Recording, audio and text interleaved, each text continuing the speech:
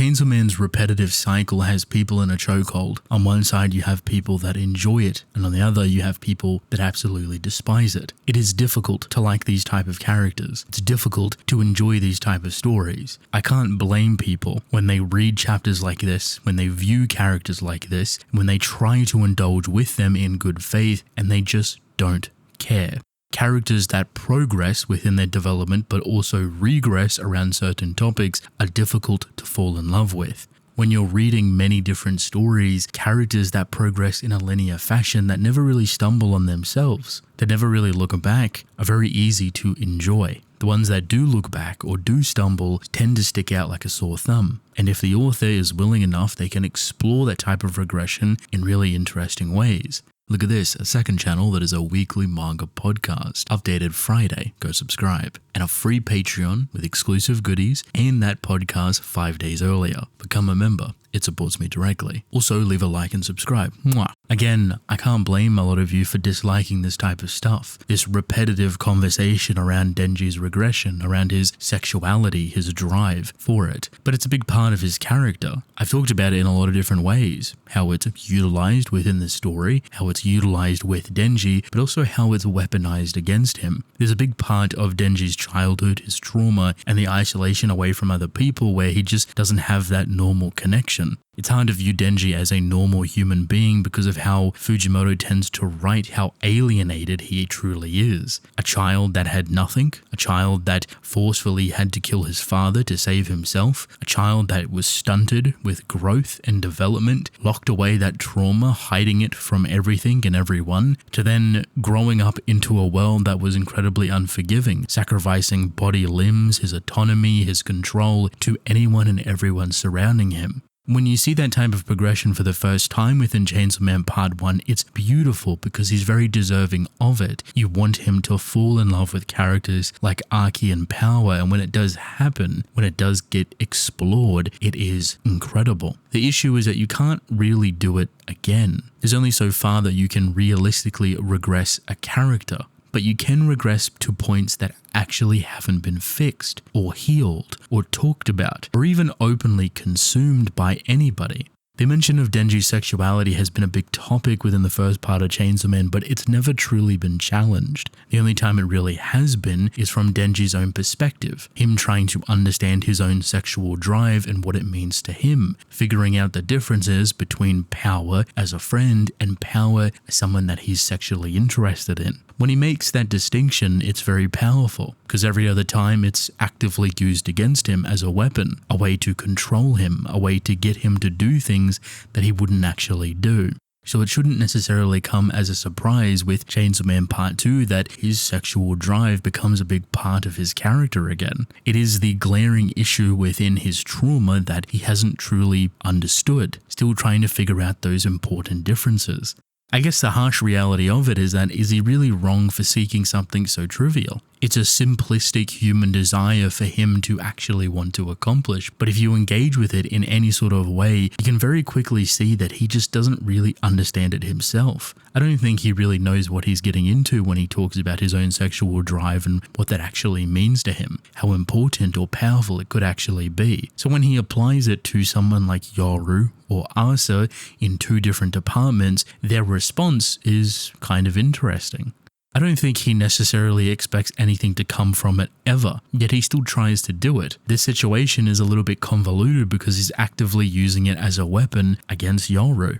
The problem that comes with it, where it gets very complicated, is that he's also actively using it against Asa. Yoru and Asa are two separate beings, and while they share the same brain, sometimes their emotions overlap, sometimes their mentality overlaps, they are still entirely two separate people. Thus, their consent is two different ways. Denji may partially understand this, but not to the extent where it takes into consideration Asa's feelings.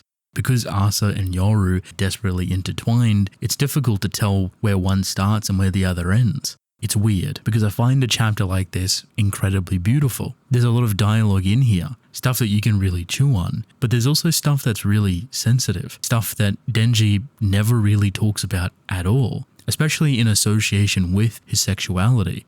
Denji has viewed both Asa and Yoru as his best friend Power. They remind him of her, and Power is the only person in the story that he's able to make the distinction that he would not be sexually interested in. And that is because of the connection that they shared within Chainsaw Man Part 1. They bonded as a family, and for Denji, that felt weird. But because Yoru is a devil and willing to play into Denji's sexual drive, clearly complications will arise. Asa, on the other hand, isn't complicated and is actually willing to have a conversation with Denji to try and understand him better. They've shared a lot of deep and personal conversations with each other, and yet still their growth overall with each other is rather fascinating. To lay it out, you have Denji laying it bare that he felt kind of lonely, that Yoru kind of reminds him of Power, that he kind of just wants a friend, one that he can obviously sleep with. The issue is that he's telling this to Yoru, and Yoru is answering for two different people. So while Yoru may agree to this, which is what the chapter implies, she even asks Asa for consent. We cannot believe that because Yoru is a devil, and devils cannot be trusted. Yoru is conniving and manipulative. It's core to her character. Yet I think it's important to realize that perhaps there is legitimacy within her feelings here. So much so that she's willing to be ignorant to the desperate pleas that Asa may have in terms of consent. Asa would not want to do this, and even if she did, you would want to visualize that with her at the helm, showing that they both independently are making their own separate decisions. So it is maybe okay to pursue this type of storyline. Now obviously it's not going to happen, but I think it's important to recognize how far Yoru is willing to go to kind of get what she wants, and to really show how much she actually likes Denji, which is interesting because she doesn't really like people at all. The only person she's ever connected with personally on a deeper level is Asa herself, and that's because they share the same body and brain. So on the one hand, while Yoru kind of says, yeah, sure, I'll let you sleep with me, it comes off very creepy. It comes off manipulative. It comes off conniving, almost like she's scheming. But it also comes off very selfish, that she is the one making the decision for Asa Mitaka as well, knowing well and truly that Denji and Asa also share a bond and a connection just as important as Denji does with Yoru. It feels wrong, it feels gross, and that is exactly the point. Denji will not get what he's always wanted, which is the reason it gets interrupted almost immediately. And even by the end of the story, I don't think he will ever get what he wants. Even with everything that he has obtained over the story, one of the most simplistic drives that he has will never actually be obtained. And it's because he needs a genuine connection with someone to appeal to it. But that's very difficult to do when he is also Chainsaw Man.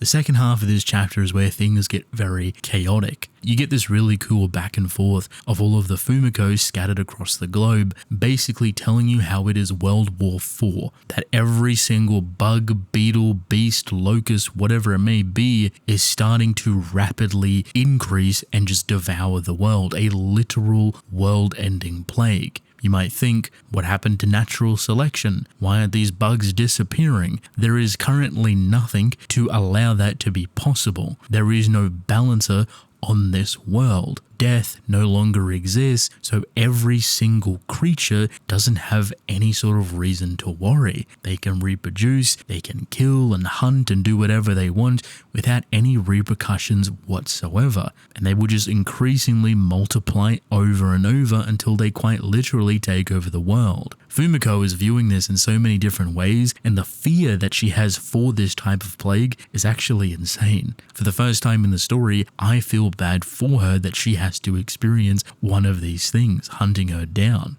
Locust was just the beginning, the messenger to everything that was about to transpire, and the reason why death needs to be regurgitated so the world can be balanced. Do remember, Chainsaw Man is also technically a balancer, but he is not working in the same way that death does. While he could erase all of these beings and work as a theoretical death, he would actively have to pursue that. The other issue that we face here now is that if Denji does regurgitate death, would she instantly awaken because it has been technically triggered? And that would introduce Nostradamus' prophecy and the massive awakening event, something that Death was worried would happen. I find it curious that Yoru wanted to flee from all of these things, but when Asa comes back out, which could also just be a mistake, Denji decides to fight. Like there's a choice between fleeing and fighting, and one's represented by Yoru fleeing and the other one could be represented by Asa staying and fighting, and that they need this to actually happen. And then you get a really funny parallel. Denji saying, if you're gonna get in our way, then you all should die. But he doesn't remember the words die because death has been erased, but the panel is exactly the same as the very first chapter of Chainsaw Man all those years ago. Chainsaw Man or Full Armor Pochita needs to come out to play once again, or at least something that could equalize the playing field a little bit easier. A big thank you to these special Patreon members for supporting me. Leave a like and subscribe, I'd appreciate it, and I'll see y'all later. Mwah.